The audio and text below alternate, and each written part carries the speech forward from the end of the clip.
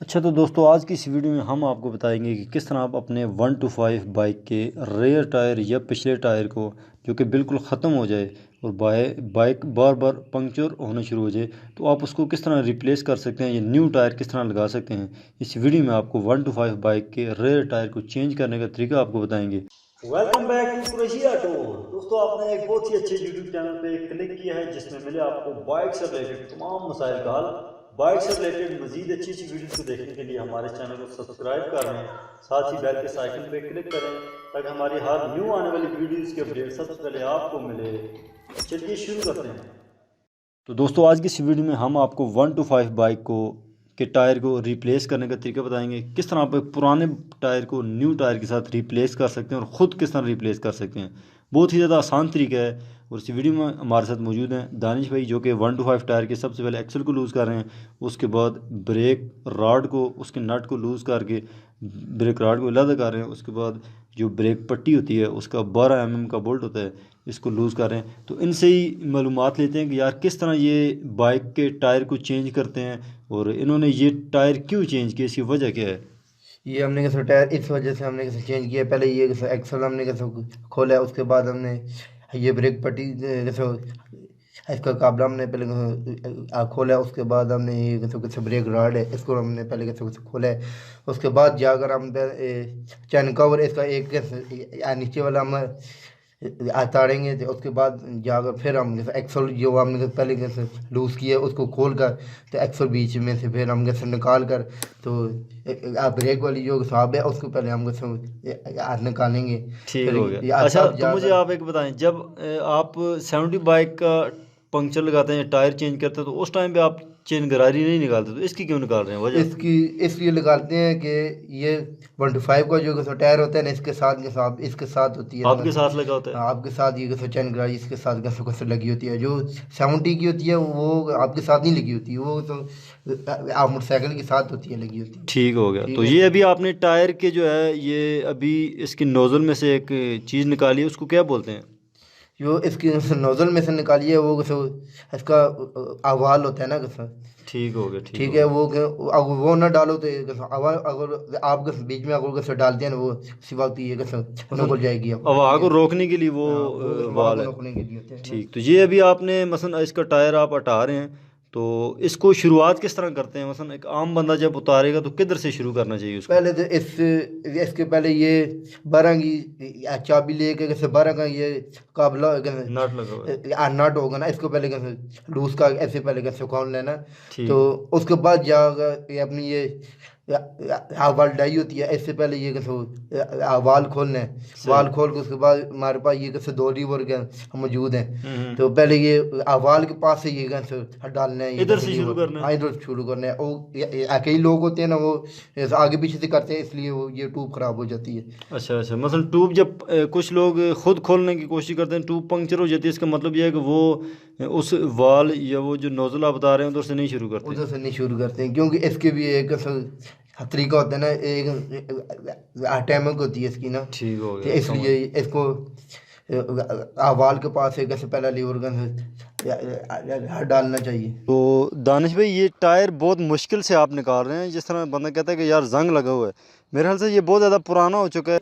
हाँ ये इसको जंग लगा हुआ है, ये है ना ये टायर साथ ये ख़त्म हो गया ना, इसलिए टायर ये सख्त हो गया, ये चल चल गया इसलिए ये सख्त होता है। ठीक हो गया। तो ये दोनों आप टायर देखें नाज़रीन, आप देख सकते हैं कि हमारे पास एक पुराना टायर है और एक नया टायर है, और अभी नए टायर में से हम ट्यूब को बाहर निकाल रहे हैं क्योंकि हमने पहले टायर को फिट करना है, उसके बाद ट्यूब को फिट करेंगे। और इनसे ही पूछते हैं कि यार ये ट्यूब को किस तरह फिट करते हैं। और ये देखें आप पुरानी अगर ट्यूब को देखें तो ये बिल्कुल डैमेज हो गई है। तो दानिश भाई ये ट्यूब का जो वाल लगा हुआ ये बाहर क्यों आ गया, इसकी क्या वजह। ये जब ये टायर ये पंचर हुए ना इन्होंने फिर भी इसके ऊपर सफ़र की है। अच्छा ठीक है ना, अच्छा, वो चल कर आए इसके ऊपर कैसे बैठ गए इसलिए ये कैसे टूट ये इसका वाल ये टूट गया। समझ गया मैं। तो इससे कोई और भी नुकसान हो सकता है, कोई स्पोक वगैरह का या कोई हाँ इसके इसका रैम भी पहले तो इसकी स्पोक जो है वो कैसे टूट जाती है और उसके बाद इसका रैम जो है ना वो टेढ़ा हो सकता है। ठीक हो गया। ठीक हो गया। तो ये अभी आप ये एक ट्यूब एक गोल से बिठा रहे हैं जिसको आप फीता बोलते हैं, तो ये आपने हाथ क्यों रखा हुआ है इसको सुराख के सामने ये इसलिए हमने रखा हुआ है ना, ये ये जो फीता है ना, इसका भी एक सुराख है, और रेम का भी होता है सुराख, इसको ठीक। इसके ऊपर का रखना पड़ता है। इसकी वजह क्या है? इसकी वजह ये है कि ट्यूब की जो कि नलकी है ना, वो ऐसे जैसे इसके बीच में से लंघ गुजारनी। जाती है ना, हाँ, ठीक। गुजारी जाती है। ठीक हो गया। तो उसके बाद अभी आप जो है ये इसको रिम नीचे रख के ऊपर टायर रख रहे हैं, और क्या आप इसको डायरेक्ट बिठाएंगे अभी? हाँ, इसको अब हमने सामने लगे, अभी हम कैसे दो नहीं, अभी इसको लीवर जो है ना, अभी दो नहीं हम इसको इस्तेमाल। लगाएंगे ना। अभी ठीक। कैसे एक से होगा ये आप ठीक। देख रहे हैं, ये मैं कैसे कर रहा हूँ। ये वैसे मुश्किल है या आसान है? नहीं इतना नहीं, मसला नहीं। ये बिल्कुल आसान है, अगर कैसे करने वाला हो ना, ये बिल्कुल आसान होता है। ठीक हो गया। वैसे कुछ लोग बड़े डर जाते हैं कि यार टायर किस तरह हम करेंगे चेंज, तो नहीं नहीं, ये इंशाल्लाह ये बिल्कुल आसान है। ये बस ये आखिर से आकर ये थोड़ा सा हो जाता है, ये कैसे जब सख्त। ट्यूब डाल लेते हैं उसके बाद ये अब ट्यूब कैसे डाल के रहते हैं, ये आगे से ये थोड़ा सा ये सख्त होता है। आखिर में मसला तो करते हैं। आखिर में थोड़ा सा कर सा मसला, वो फिर कैसे टायर होते हैं ना, टायर के या चारों कैसे तरफ कैसे आलीवर होता है, जो कैसे हमारे हाथ में वो उस पर कैसे मारते हैं चारों सब। तो उसके बाद ये जाकर ये कैसे ठीक ठीक होता हो है। गया। तो अभी ये नरम। आप क्या कर रहे हैं इसको? ये इसमें ये हमने जेन्युइन ये कैसे ट्यूब आई है ना, ये कैसे टायर में। तो ठीक। कैसे इसमें कैसे हवा पहले से होती है बड़ी सी, ये हमने पहले कैसे वो कैसे आवाल निकाले, ये अगर हम ना निकाले ना, तो हम्म। ये फिर कैसे इसमें जब हम डालेंगे ये ट्यूब इसकी ऑटोमेटिक ये पंचर हो जाएगी। अच्छा। क्योंकि ये इसमें हवा होती है ना, इसलिए। ठीक हो गया। ठीक हो गया। तो ये आप जिस तरह ये सुराख का बता रहे हैं, तो इधर से ही आप इसको डालना भी शुरू करेंगे? पहले हम ऐसे पहले हम कैसे डालेंगे, फिर उसके बाद हम कैसे नट लगाएंगे। ठीक। ठीक। तो उसके बाद जाकर हम उसके ऊपर कैसे हवाल लगाएंगे, तब हम जाकर फिर ये टायर को बंद करेंगे। अच्छा, तो ये जिस तरह आप अभी सुराख से वाल को गुजार रहे हैं और ट्यूब आप इधर से शुरू कर रहे हैं, यही ट्यूब अगर हम वाल से ना शुरू करें, वाल को आखिर में डालें, दूसरी साइड से ट्यूब डालें, तो कोई मसला तो नहीं होगा इसका? होता है मसला, इससे ये हुआ है ना, ये एक तो पहले ये बात है, ये अवाल जो होता है ये पहले तो नहीं कर सकूँगा डलता ना, और वो ये कैसे डाल भी जाए तो ये इधर से कैसे वाल ये है ना, ये ख़राब हो जाता है, इसका कैसे जोड़ होता है, वो जोड़ फिर ख़राब हो जाता है। ठीक हो गया। मकसद कि सही जो तरीका है वो यही है कि हमने ये जो है नलकी वाली साइड या जिधर से हम हवा डालते हैं उधर से शुरू करना है, ये और उस नोज़ल को बाहर निकाल के उधर से उसको 12 का नट लगाएंगे, और उसके बाद हमने ट्यूब सारी अंदर करनी है। और ये आप जब टायर को लगाएंगे तो वो किधर से शुरू करना है? वो अवाल के नज़दीक से आमने लगाना है ना, ठीक तो हो गया। इसलिए ये कैसे ट्यूब ख़राब नहीं होती। जब ये वाल के नज़दीक से हमने जब कैसे लगाया, तो ये आखिर से ये कैसे टायर ये सख्त हो जाते हैं। तो इसलिए ये फिर टायर की चारी तरफ ये लीवर जो है ना हमारे हाथ में, ये पहले मारना है, उसके बाद ये जाकर ये लूज़ होगा तो ये अपनी जगह पर आएगा। ठीक हो गया। तो मकसद के अभी पहले एक साइड से आपने टायर डाल लिया था जब आपने रिम इसके अंदर डाला है, दूसरी साइड आपने ट्यूब डाल के उसके बाद अभी इसमें फ़िट करना है, और जिसमें सबसे मुश्किल जो टायर फिट करने में टाइम आएगा वो मेरे ख्याल से वही आएगा जब दोनों साइड से टायर बिल्कुल नज़दीक आ जाएगा डलता हुआ। तो वो जो मुश्किल टाइम पे आएगा, तो उस टाइम पे आप भी एक ही लीवर यूज़ करेंगे या दो यूज़ करेंगे? नहीं नहीं सर, एक ही करेंगे, जैसे मैंने आपको बताया ना, ये अगर टायर ये सख्त आ जाता है, तो ये लीवर जो है ना, टायर जो है उसके चारों कोनों पर ऐसे मारने तो उसके ऊपर से। बाद ये लूज हो जाता है, क्योंकि इसके अंदर गैस जो होती है ना, वो डगी जाती है, इसलिए। ठीक हो गया, मैं समझ गया। मकसद कि इसमें एयर लॉक टाइप का मसला हो जाता है। तो चलें ठीक है। तो ये अभी आप इसको नट को टाइट कर रहे हैं, तो इसके ऊपर वो जो हमने वाल निकाला था वो अभी वापस हम लगाएंगे, ताकि जब हम इसमें हवा डालें तो वो हवा को रोके। क्योंकि इसमें जो वाल लगा था उसका मकसद कुछ इस तरह से होता है कि जब आप हवा को अंदर डालेंगे तो वो हवा अंदर जाएगी मगर वापस बाहर ना आए। इस वजह से इसका जो वाल है वो इस तरह से लगा होता है। उसके बाद जो नोज़ल आपने लगाई है, जब आप हवा बहा रहे हैं तो ये आहिस्ता आहिस्ता बाहर की तरफ आ रहा है, तो ये बिल्कुल बाहर आ जाएगा, जिस तरह ये आप देख भी सकते हैं। हाँ, ये बाहर आ जाएगा ना, या अगर ये ना आए ना कोई बाहर, तो आप ये समझना कि ये टायर ये सही नहीं बैठा।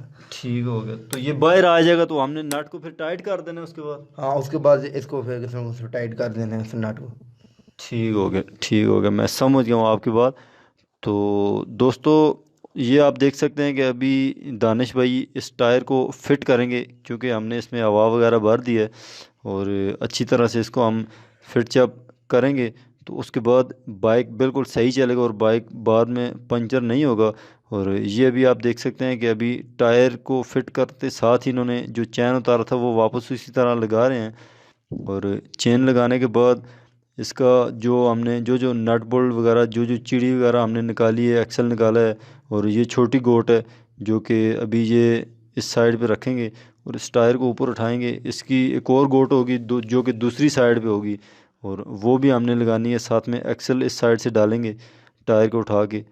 तो एक्सल डालने के बाद दूसरी साइड से जब हमारा एक्सल बाहर को आएगा तो हमने उस साइड जो होगा वो चिड़ी लगानी है।